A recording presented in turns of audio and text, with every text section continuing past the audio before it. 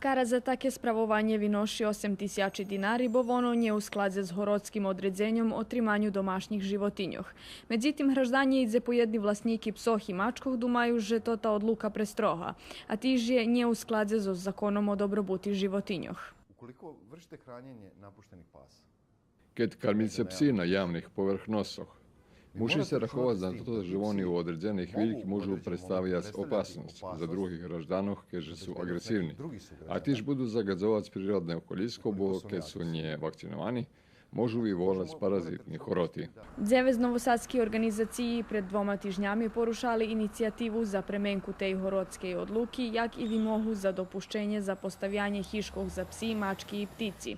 Hoć kara za karmenje napuštenih životinjoh na javnih povrchnostoh Hviljkovo Veljka u saopšćenju komunalnej policiji piše, že prešloho roku prijala 17 prijavi za osobi kotri na tot sposob potupjovali zakon, ali že oni buli ljem opomnuti.